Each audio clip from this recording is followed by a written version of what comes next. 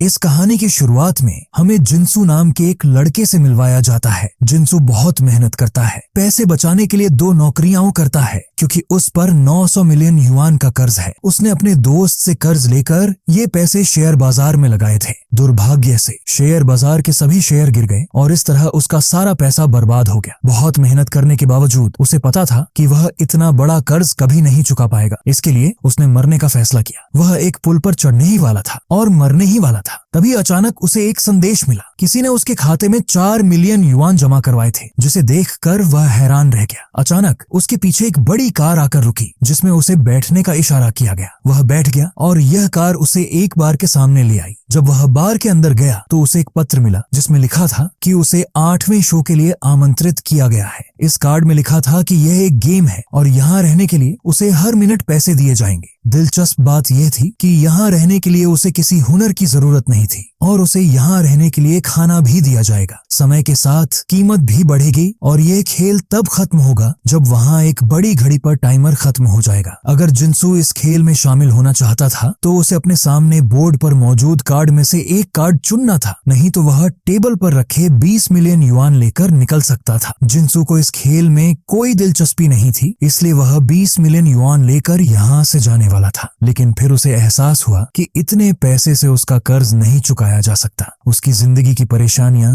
फिर से शुरू हो जाएंगी। उसके लिए इस खेल में शामिल होना ही बेहतर था। वह यहाँ से कार्ड नंबर 3 उठाता है और खेल के अंदर चला जाता है और अब पूरे खेल में यही उसकी पहचान होने वाली थी। जब वह खेल के अंदर गया तो वहाँ एक बहुत बड़ा हॉल और एक बिल्डिंग थी। ये बिल्डिंग 8 मंजिल की थी और यहाँ उसे गाइड करने वाला कोई नहीं था, इसलिए वह कुछ सोचते हुए अपने नंबर से तीसरी मंजिल पर चला जाता है। तीसरी मंजिल पर सिर्फ एक साधारण कमरा था जहाँ इंटरकॉम, स्क्रीन और ढेर सारे सीसीटीवी लगे हुए थे। इस खाली कमरे में बैठने और लेटने के लिए कुछ भी नहीं था। यहाँ सिर्फ उनकी यूनिफॉर्म और रूल बुक थी। वह रूल बुक उठाकर पढ़ता है जिसमें लिखा होता है कि उन्हें यहाँ रहने के लिए हर मिनट 30,000 युआन मिलेंगे। साथ ही वह यहाँ इंटरकॉम के जरिए कुछ भी ऑर्डर कर सकते हैं, लेकिन वह जो भी ऑर्डर करेंगे उसके लिए उन्हें पैसे देने होंगे और ये पैसे उनकी प्राइज मनी से कट जाएंगे। साथ ही वह यहाँ किसी भी कैमरे को नहीं छू सकते और अगर वह ऐसा करते हैं तो उन्हें सिर्फ आधे पैसे ही मिलेंगे। यह पढ़कर जिंसू यहाँ अपनी यूनिफॉर्म पहनता है और जैसे ही वह उसे पहनता है वह देखता है कि उसके सामने स्क्रीन पर पैसे बढ़ते जा रहे हैं। हर मिनट उसके खाते में 30,000 युआन जमा हो रहे थे और यह देखकर वह बहुत खुश था। इसी उत्साह में कई घंटे बीत जाते हैं। इसके बाद जिंसू को नींद आने लगती है। इस कमरे में बहुत ठंड थी, इसलिए उसने स्लीपिंग बैग ऑर्डर करने का फैसला किया। लेकिन जब यहाँ के लोगों ने उसे इसकी कीमत बताई तो वह हैरान रह गया। यहाँ हर चीज की कीमत आम दुनिया से लगभग 10 गुना अधिक थी। यहाँ सबसे सस्ती चीज एक अखबार था। इसे ऑर्डर करने के बाद उसने यहाँ रात बिताई। रात किसी तरह बीतती है। सुबह उसकी आंख यहाँ के लोगों के शोर से खुली। जब वह बाहर आया तो उसने देखा कि वहाँ और भी लोग थे। उनके कपड़ों पर उनकी पहचान संख्या लिखी हुई थी और वे इन संख्याओं के अनुसार अलग अलग मंजिलों पर रह रहे थे। सभी एक दूसरे से मिलकर खुश थे, लेकिन वे इस बात को लेकर असमंजस में थे कि उन्हें यहाँ लाने का उद्देश्य क्या है और उन्हें यहाँ कौन लाया होगा। यहाँ उन्हें एक बड़ा टाइमर भी दिखाई दिया जिस पर 35 घंटे का समय लिखा हुआ था। वे समझ गए कि जैसे ही यह टाइमर खत्म होगा उनका खेल भी खत्म हो जाएगा। इस टाइमर में एक इंटरकॉम भी था और इसकी मदद से वे चीजें ऑर्डर कर सकते थे, पर उनमें से किसी को भी यह नहीं पता था कि अगर वे यहाँ से कुछ मंगाएंगे तो उसकी क्या कीमत चुकानी पड़ेगी। सब बस यही सोच रहे थे कि तभी नंबर 6 जाता है और सिगरेट का पैकेट मंगवाता है। जैसे ही सिगरेट का पैकेट वहाँ आता है टाइमर से 2 मिनट कम हो जाते हैं और उन्हें समझ आ जाता है कि यहाँ से कुछ भी मंगवाने की कीमत यहाँ का समय है। यहाँ से जितना कम समय उनके पास होगा वे उतना ही कम पैसा कमा पाएंगे। इसलिए उन्होंने तय किया कि वे सिर्फ जरूरी चीजें ही मंगवाएंगे और सबसे जरूरी चीज थी नहाने के लिए चीजें। जब वे फ्रेश होकर नीचे आए तब भी एक समस्या थी। उनमें से किसी को भी खाने को कुछ नहीं मिला सिवाय नंबर 8 के।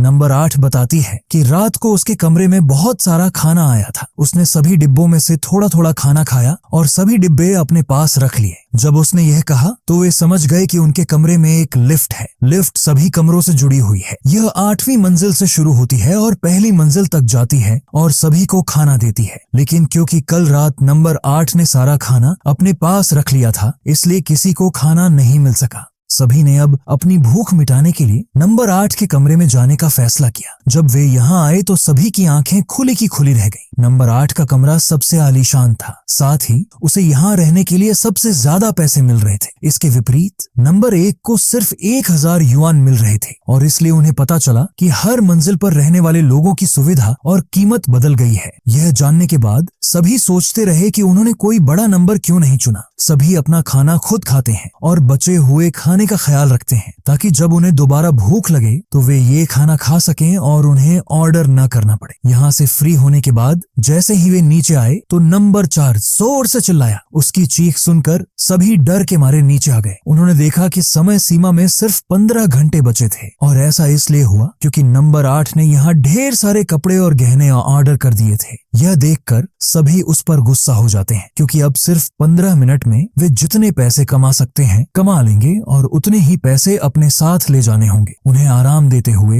नंबर 8 कहता है, अरे रुको, मुझे पता है कि सबके सीढ़ियां चढ़ने का समय कैसे बढ़ाना है। इस बार समय बढ़ जाएगा। कोई भी उसकी बात से सहमत नहीं था, पर अब कोई और रास्ता नहीं था। वे 15 मिनट तक सीढ़ियां चढ़ते रहते हैं और इस सब में सबसे ज्यादा दिक्कत नंबर 1 को होती है क्योंकि उसका पैर चोटिल हो गया था। लगातार 15 मिनट तक सीढ़ियां चढ़ने के बावजूद जब उनका समय खत्म नहीं हुआ तो वे पहले ही हार मान चुके थे। पर अचानक उनके चेहरे पर खुशी की लहर दौड़ गई क्योंकि उन्हें 24 घंटे पीछे मिल रहे थे। उनकी खुशी का एक और कारण यह था कि उन्हें यहाँ अपना समय बढ़ाने का तरीका पता चल गया था। अब समय बढ़ाकर वे यहाँ ज्यादा समय तक रह सकते थे और ज्यादा पैसे कमा सकते थे। वे अब रोज सीढ़ियों पर दौड़ने लगे। इससे उन्हें समय तो मिल रहा था, लेकिन हर रात वे बहुत थक जाते थे। इस समस्या को हल करने के लिए वे 2 समूहों में बंट जाते हैं और तय करते हैं कि एक दिन एक समूह दौड़ेगा और दूसरा समूह आराम करेगा। फिर अगले दिन दूसरा समूह दौड़ेगा और पहला समूह आराम करेगा। इस तरह उनका समय भी बढ़ जाएगा और वे ज्यादा थकेंगे भी नहीं। अब जिस ग्रुप में नंबर 1 था, जाहिर सी बात है कि वो दौड़ नहीं सकता था। इस वजह से उसके ग्रुप के 2 सदस्य नंबर 6 और नंबर 8 उसे खूब प्रताड़ित करते थे। ये देखकर नंबर 2 को यह बिल्कुल अच्छा नहीं लगा और उसने फैसला किया कि वह नंबर 1 की जगह दौड़ेगी। यानी अब उसे आराम का कोई दिन नहीं मिलेगा, उसे हर दिन दौड़ना होगा। जिनसू यानी नंबर 3 नंबर 2 की हालत देखकर परेशान हो जाता है, इसीलिए वह फैसला करता है कि कुछ दिन नंबर 1 की जगह पहले नंबर 2 दौड़ेगा और इस तरह उनका काम बराबर हो जाएगा। धीरे धीरे दिन बीतते हैं और उनके सामने एक और समस्या आ जाती है। उनके कमरों में टॉयलेट का कचरा बहुत बढ़ गया था। सभी इस बात से परेशान थे।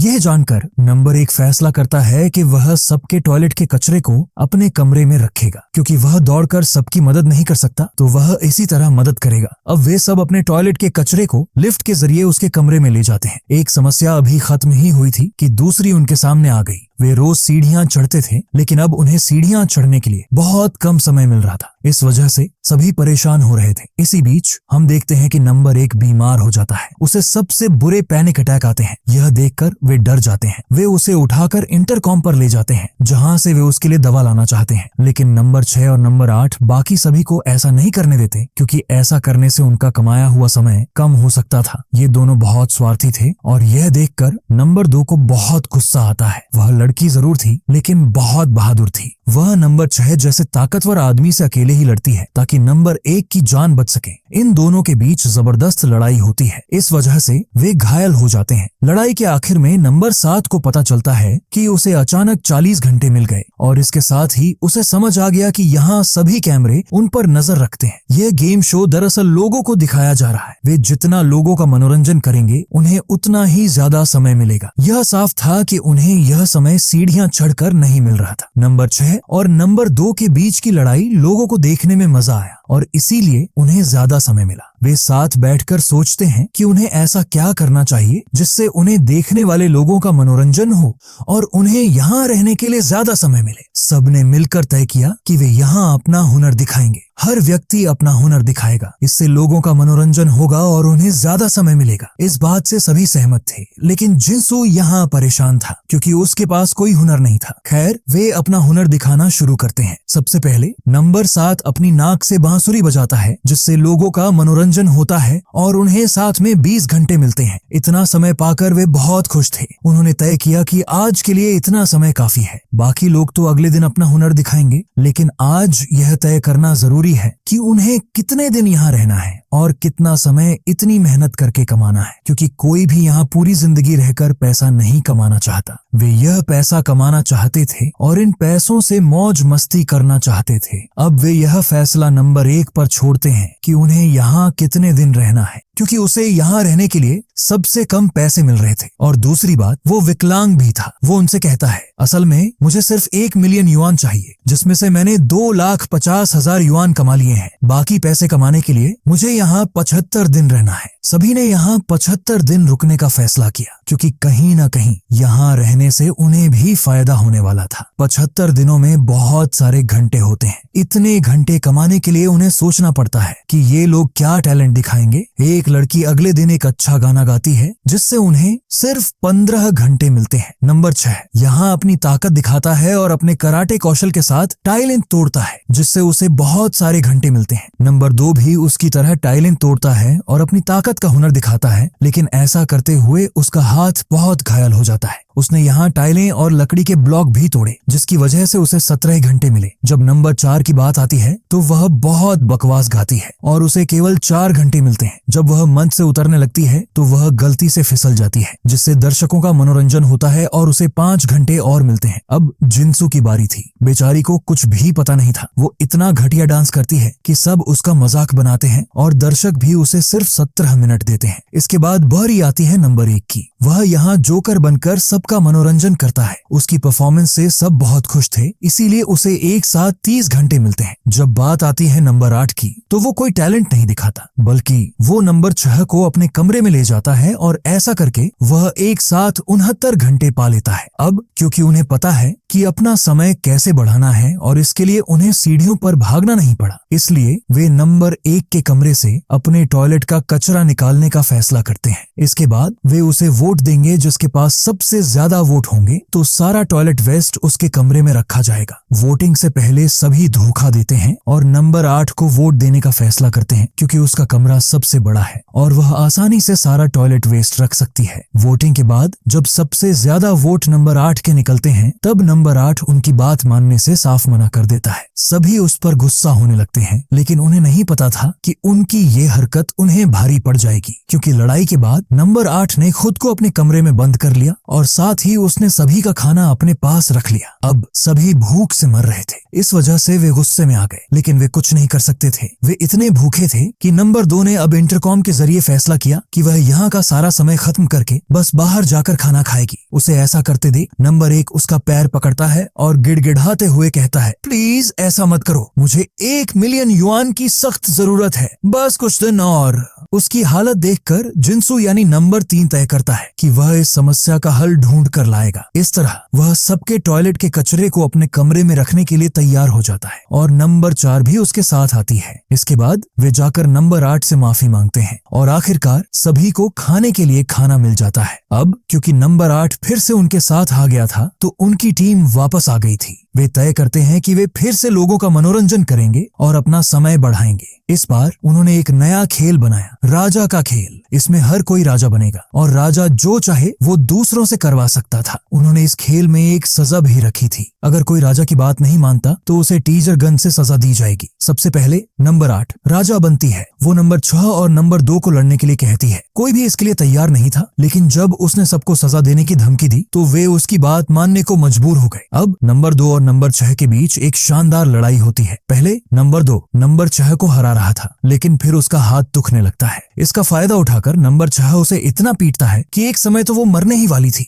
उसकी हालत देखकर सभी नंबर 6 को उससे दूर कर देते हैं और तय करते हैं कि इस खेल में अब कोई लड़ाई नहीं होगी। वहीं दूसरी तरफ वे देखते हैं कि सिर्फ इस लड़ाई की वजह से ही उन्हें एक साथ 40 घंटे मिल गए। वे इस खेल को काफी समय तक खेलते हैं, लेकिन अजीब बात ये थी कि हर बार या तो नंबर 1 या फिर नंबर 4 ही राजा बनता था और ये दोनों ही लोगों से काम करवाते थे, जिससे सभी को काफी दिक्कत होती थी। नंबर 7 जो उनमें से सबसे होशियार था, वह समझ गया कि जरूर कुछ गड़बड़ है, इसीलिए वह रात में वोटिंग बॉक्स पर नजर रखता है और वो देखता है कि नंबर 4 रात में सभी बॉल बदल देता है। यह देखकर उसे बहुत गुस्सा आया, हालांकि उसने यह बात सबको नहीं बताई। लेकिन उसने नंबर 4 को दिलासा दिया, अगर तुमने दोबारा ऐसा किया तो मैं बाकी लोगों को इसके बारे में बता दूंगा। अगले दिन जब वे धोखा नहीं करते तो नंबर 4 और नंबर 8 राजा नहीं बनते। अब जब कोई और राजा बना और नंबर 8 को काम करने के लिए कहा तो उसने साफ मना कर दिया। राजा की बात न मानने की वजह से उसे सजा मिलने वाली थी। वे उसे टैसर गन से झटका देने वाले थे, लेकिन ऐसा करने से पहले नंबर 6 उसे बचा लेता है क्योंकि वह किसी तरह नंबर 8 का गुलाम बन गया था। नंबर 8 उसके साथ अपना कमरा और सुविधाएं साझा कर रही थी। यह देखकर वे सभी चौंक जाते हैं। वह यहाँ सभी को साफ साफ बताता है, नंबर 8, मैं और नंबर 4 यहाँ किसी का काम नहीं करेंगे। उन्होंने अपना एक अलग ग्रुप बना लिया। साथ ही उन्होंने होशियार नंबर 7 को अपने ग्रुप में शामिल होने का ऑफर दिया क्योंकि वे जानते थे कि यह लड़का होशियार और उपयोगी है। नंबर 7 भी उनके समूह में शामिल हो जाता है और इसी तरह यह समूह दूसरे समूह पर शासन करना शुरू कर देता है। दूसरा समूह कुछ नहीं कर सकता था क्योंकि उन्हें पता था कि अगर वे दूसरे समूह की बात नहीं मानेंगे तो नंबर 8 उन्हें खाना नहीं देगा और उनके साथ क्रूरता भी करेगा। नंबर 8 की टीम दूसरे समूह से कहती है, जितने भी घंटे आपको कमाने हैं हम कोई काम नहीं करेंगे। खेल को और दिलचस्प बनाने के लिए वह कहती है, आप सभी को यहाँ अपने लिए 2 घंटे कमाने होंगे। 2 घंटे कमाने के बाद आपको 3 सिक्के मिलेंगे और उन 3 सिक्कों के बदले में मैं आपको भोजन और पानी दूंगी। अगर तुम 1 सिक्का कमाओगे तो तुम्हें सिर्फ पानी मिलेगा। अगर तुम 2 सिक्के कमाओगे तो तुम्हें खाना मिलेगा और अगर तुम 3 कमाओगे तो मैं तुम्हें खाना और पानी दूंगी। नंबर 7 कहता है, जो पहले स्थान पर आएगा वो बच जाएगा। बाकी 3 लोगों को भी सजा दी जाएगी। बाकी 3 लोगों को एक गेंद से बांध दिया जाएगा और जीतने वाले नंबर की आंखों पर पट्टी बांध दी जाएगी। उसे एक बैट दिया जाएगा जिससे वो अपनी पसंद के व्यक्ति को मारेगा। यह सुनकर चारों लोग गुस्से से भर गए, लेकिन वे कुछ भी कहने की स्थिति में नहीं थे। ये सब बताने के बाद नंबर 6 उनसे अपने शरीर का हर अंग चुनने को कहता है। जैसे ही वे अपने शरीर का अंग चुनते हैं, नंबर 6 उनके शरीर के अंगों को बांध देता है। बांधने के बाद नंबर 6 उनसे छिपने को कहता है। वे जल्दी से छिप जाते हैं और जैसे ही नंबर 6 उन्हें ढूंढ रहा होता है, वो उन्हें बुरी तरह से मार रहा होता है। नंबर 3 यानी जिंसू बहुत डर जाता है। वह एक टेबल के नीचे छिप जाता है, जिसकी वजह से नंबर 6 आखिर में उसे ढूंढ पाता है और इस तरह वह इस खेल का विजेता बन जाता है। अपने वादे के मुताबिक नंबर 6 ने उसे दोबारा नहीं मारा। अब क्योंकि जिंसू जीत गया था तो उनके बनाए नियम के मुताबिक उसे अपने ग्रुप के लोगों की आंखों पर पट्टी बांधकर उन्हें मारना था। जब वह बल्ला मारता है तो वह नंबर 1 के मुंह पर लगता है। इतनी जोर से लगता है कि उसके मुंह से खून निकलने लगता है। क्रूर नंबर 6 और नंबर 8 यह देखकर खुश होते हैं। जब जिंसू अपनी आंखों से पट्टी हटाता है और यह सब देखता है तो वह नंबर 1 से माफी मांगता है और नंबर 1 ने भी उसे माफ कर दिया क्योंकि वह जानता था कि इस सब में जिंसू की कोई गलती नहीं है। खेल खत्म होने के बाद वे देखते हैं कि उन्हें 36 घंटे मिले हैं। 36 घंटे के हिसाब से उन्होंने अच्छे सिक्के कमाए हैं, लेकिन खेल में ट्विस्ट डालने के लिए नंबर 6 ने एक और नियम बनाया और कहा, सभी टीम के सदस्य मिलकर एक पेज पर एक नंबर लिखेंगे। अगर सभी नंबरों का योग 9 से कम होगा तभी आपको सिक्के दिए जाएंगे और अगर 10 से ज्यादा होगा तो आपको कोई सिक्का नहीं मिलेगा। जिंसू ने बहुत सोचा और एक नंबर लिखा। जब उन्होंने देखा तो सबके नंबर जोड़ने पर वह 7 था। इस वजह से उन्हें सिर्फ 7 सिक्के दिए गए। सभी को 2-2 सिक्के बांटने के बाद जिंसू को अपने हिस्से में सिर्फ 1 सिक्का मिला, जिससे वह सिर्फ पानी की बोतल खरीद सका। उन्हें पता था कि नंबर 6 सिर्फ इसलिए उन्हें परेशान कर रहा था ताकि लोग उन्हें देखें, उनका मनोरंजन हो और वह ज्यादा घंटे कमा सके। दिन बीतते गए। नंबर 8 और नंबर 6 रोज उन पर अत्याचार करते रहे। वे अपनी जिंदगी से इतने थक चुके थे कि अब उन्होंने तय कर लिया था कि वे क्रूरता बर्दाश्त नहीं करेंगे। या तो वे इस खेल से बाहर निकल जाएंगे या फिर नंबर 8 और नंबर 6 को सबक सिखाएंगे। इसके लिए वे नंबर 1 के कमरे में जाकर खूब सारी प्लानिंग करते हैं। नंबर 7 को भी प्लानिंग के बारे में पता चल गया, लेकिन उसने नंबर 6 और नंबर 8 को कुछ नहीं बताया क्योंकि उसे पता था कि ये दोनों उसके साथ गलत करते हैं। आखिर वह दिन भी आ गया जब वह प्लान को अंजाम देने वाले थे। नंबर 1 अपने कमरे में पेट दर्द का बहाना बनाकर जोर जोर से चिल्लाता है। जैसे ही नंबर 6 उसे चेक करने के लिए उसके कमरे में आया तो उसने देखा कि नंबर 3 और नंबर 2 पहले से ही वहां छिपे हुए थे। इन दोनों ने नंबर 6 को पकड़ लिया और मारना शुरू कर दिया, लेकिन नंबर 6 इन दोनों से ज्यादा ताकतवर था। वह उन पर हावी हो जाता है, जल्दी से उन्हें हरा देता है और नीचे गिरा देता है। उसने उन्हें सजा देने के लिए अपनी टेजर गन निकाली, लेकिन नंबर 2 और उसका साथी किस्मत वाले थे क्योंकि टेजर गन काम नहीं कर रही थी। उसमें बैटरी नहीं थी और नंबर 7 ने उसकी बैटरी निकालने का अच्छा काम किया। आखिरकार वे जीत गए और नंबर 6, नंबर 8 और नंबर 4 को बंदी बना लिया। बेशक जिंसू की टीम ने उन्हें बंदी बनाया था, लेकिन उन्होंने उन पर उनकी तरह अत्याचार नहीं किया। उन्होंने उनका बहुत ख्याल रखा। साथ ही उन्होंने यह भी तय किया कि अब वे इस खेल का समय नहीं बढ़ाएंगे। उन्होंने जो भी पैसे कमाए हैं वे उनके लिए काफी हैं। अब वे ईमानदारी से अपना समय पूरा करेंगे और यहाँ से चले जाएंगे। नंबर 1 इस बात से सहमत है, लेकिन वह चिंतित था क्योंकि उसका 1 मिलियन युआन अभी तक पूरा नहीं हुआ था। सभी ने मिलकर तय किया कि जब वे यहाँ से जाएंगे तो अपने कुछ पैसे नंबर 1 को देंगे और उसका 1 मिलियन युआन पूरा करवाएंगे। उनका समय खत्म होने वाला था और इस समय नंबर 5, जो एक डॉक्टर था, बंदी लोगों की देखभाल कर रहा था। वे खुशी खुशी साथ में खाना खाते हैं और सो जाते हैं। अब जब वे सुबह उठे तो उन्हें पता था कि वे यहाँ से चले जाएंगे, लेकिन जब उन्होंने टाइमर में समय देखा तो सभी चौंक गए क्योंकि वहाँ 45 घंटे का समय बढ़ गया था। ऐसा कैसे हो सकता है? उन्हें पता चला कि किसी ने कुछ किया है। वे जाकर बंदी लोगों को देखते हैं और पाते हैं कि किसी ने नंबर 8 का दांत निकाल दिया था और किसी ने नंबर 6 के पैरों के सारे नाखून निकाल दिए थे। इसकी वजह से उन्हें बहुत दर्द हो रहा था और इसीलिए खेल का समय भी बढ़ गया था। ये सब देखने के बाद नंबर 2 को बहुत गुस्सा आता है। वह किसी भी कीमत पर यहाँ से निकलना चाहती थी, इसीलिए गुस्से में वह सबको उनके कमरों में बंद कर देती है ताकि यह समय आसानी से गुजर सके। उसने नंबर 5 को सिर्फ इसलिए छोड़ा ताकि वह सबका ख्याल रख सके। उसे पहले से ही पता था कि नंबर 5 इतना बहादुर नहीं है कि वह ऐसा गलत काम कर सके। नंबर 6 नंबर 5 की मासूमियत का फायदा उठाता है। वह अपने शब्दों में हेर फेर करता है और नंबर 5 से कहता है, नंबर 2 तुमसे बहुत नफरत करती है, वह हमें मारना चाहती है। अगर तुम चाहते हो कि यहाँ खून खराबा ना हो तो मेरे हाथ खोल दो। नंबर 5 उसकी बात मान लेता है और उसके हाथ खोल देता है, लेकिन जैसे ही उसने उसके हाथ खोले, नंबर 6 ने पहले तो उसे गालियां दी और फिर जाकर सभी लोगों को अपना बंदी बना लिया। वह जानना चाहता था कि उसके नाखून किसने काटे हैं, लेकिन कोई जवाब नहीं देता। गुस्से में वह इंटरकॉम पर जाता है और बंदूक मंगवाता है, लेकिन बंदूक से डराए जाने पर भी जब वे सच नहीं बताते तो नंबर 6 नंबर 7 के पैर में गोली मार देता है। डरे हुए जिंसू ने उसे सलाह दी, इस इंटरकॉम के जरिए तुम उस वक्त की सीसीटीवी फुटेज भी खरीद सकते हो जब किसी ने तुम्हारे नाखून काटे हो। जब उसने यह फुटेज देखी तो उसे पता चला कि यह नंबर 1 ने किया था, क्योंकि जाने से पहले वह उनसे बदला लेना चाहता था। नंबर 6 और नंबर 8 ने उसका खूब मजाक उड़ाया क्योंकि वह विकलांग था। नंबर 6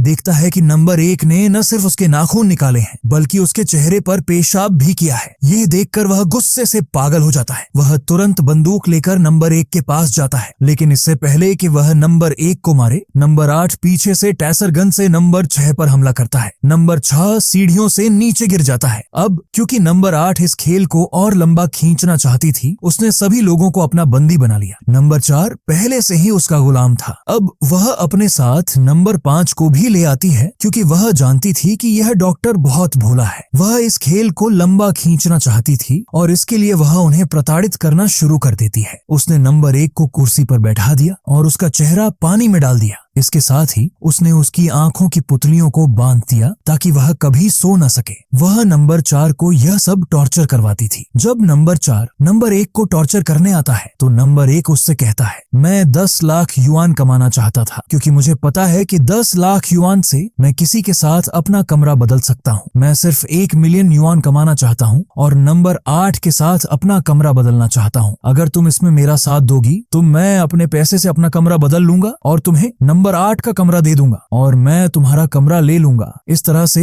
नंबर 8 जो राजा की जगह पर है, तुम राजा बन जाओगी। लालची नंबर 4 उसकी बात से सहमत हो जाती है क्योंकि वह नंबर 8 की जगह लेना चाहती थी और ढेर सारा पैसा कमाना चाहती थी। वह नंबर 5 के पास जाती है और उसे अपनी योजना में शामिल कर लेती है। ये दोनों मिलकर सभी प्रतियोगियों को मुक्त करवा देते हैं। जैसे ही नंबर 8 यह देखता है, नंबर 4 उसे पीछे से गोल्फ स्टिक से मारता है। नंबर 8 बेहोश हो जाता है और अब वह उसके वश में था। अब सभी तो आजाद हो गए, लेकिन नंबर 5 संतुष्ट नहीं थी। उसे अपने साथ हुए अत्याचारों का बदला लेना था, इसलिए वह नंबर 6 के कमरे में जाती है और उसका ऑपरेशन करते हुए उसके प्राइवेट पार्ट काट देती है। इसके बाद वादे के मुताबिक नंबर 1 को कमरा बदलने के लिए 1 मिलियन युआन देने पड़ते हैं। वह यह भी चुका देता है, लेकिन जैसे ही उसने भुगतान किया, उसके सामने एक मेन्यू आता है। उन्हें पता चला कि 1 मिलियन युआन तो सिर्फ इस मेन्यू की कीमत है। अगर उन्हें यह कमरा बदलना पड़ता तो कमरे की कीमतें और ज्यादा हो जाती। यह जानने के बाद नंबर 1 टूट गया। उसके पैसे डूब गए जो उसने इतनी मेहनत से कमाए थे। नंबर 1 की हालत देखकर सभी बहुत परेशान थे। उन्होंने फैसला किया कि वे किसी भी कीमत पर जल्द से जल्द वहां से निकल जाएंगे, क्योंकि उन सभी के पास इतना पैसा था कि वे बाहर जाकर अपने जीवन की सभी समस्याओं को ठीक कर सकते थे जो उनके लिए बदतर हो गई थीं। जैसे कि नंबर 1 सामान्य जीवन में एक जोकर था। उसकी बेटी बहुत बीमार थी। उसे उसके इलाज के लिए पैसों की जरूरत थी। जब वह पैसे इकट्ठा नहीं कर सका तो वह मरने वाला था। तो उसके सामने लंबी कार रुकी,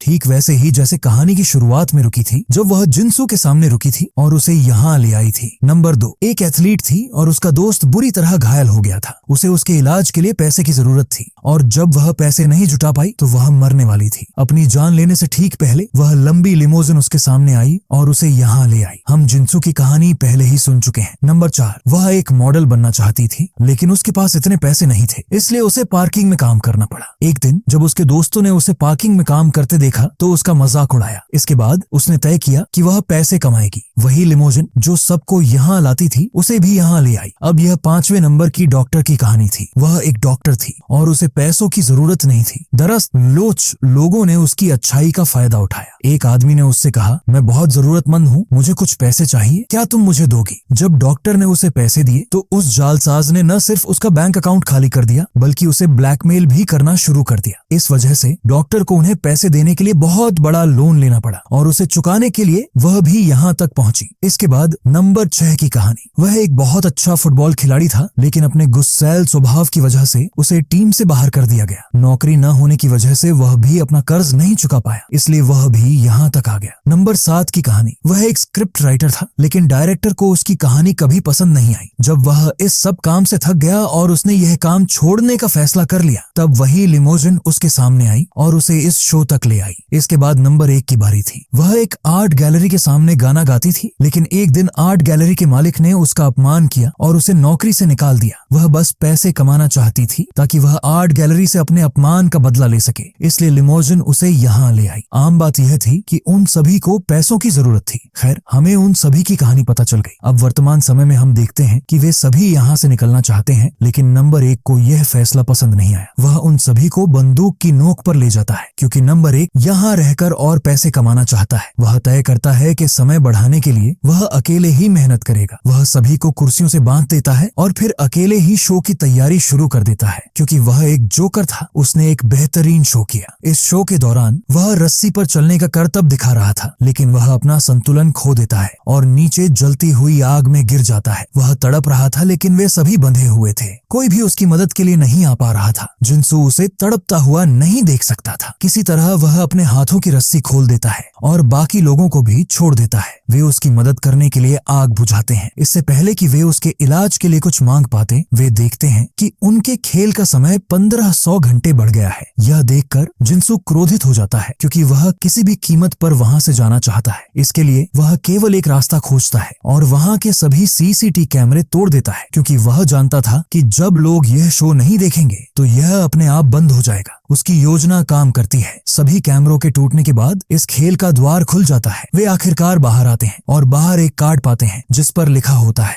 वे जो पैसा कमाएंगे वह उनके खातों में ट्रांसफर हो जाएगा। यह अच्छी बात थी, लेकिन दुखद बात यह थी कि निकास द्वार खुलने से पहले ही नंबर 1 की मृत्यु हो गई। वे खेल से बाहर हो गए। सालों बाद हम देखते हैं कि जिंसू ने नंबर 1 के लिए अंतिम संस्कार की व्यवस्था की है और नंबर 8 और नंबर 6 को छोड़कर उसकी टीम के सभी सदस्य वहां मौजूद थे। नंबर 6 ने फूल भेजे और कहा, मैं अपने जीवन में आगे बढ़ चुका हूँ। इस बीच नंबर 8 ने अपने इनाम के पैसे से एक मिसाइल खरीदी और अपना बदला लेने के लिए आर्ट गैलरी को नष्ट कर दिया, इसीलिए वह जेल में थी। नंबर 2 ने अपने पैसे का इस्तेमाल अपने दोस्त और नंबर 7 को एक लेखक के तौर पर दिखाया गया है। उसने द आर्ट शो नाम की एक फिल्म की पटकथा लिखी है, यानी उसने इस शो की कहानी लिखी है। उसने द आर्ट शो में जो भी अनुभव देखे और सहे उन्हें इसमें शामिल किया। कहानी इतनी दिलचस्प थी कि निर्देशक ने कहा, मुझे ऐसा लग रहा है जैसे तुम इस शो में थे। निर्देशक की यह बात सुनकर नंबर 7 घबरा गया, लेकिन फिर उसने कहा, नहीं, यह सिर्फ एक कहानी है। अब उसकी परेशानियां कम हो गई थीं और कहानी इसी बात को दर्शाते हुए समाप्त होती है।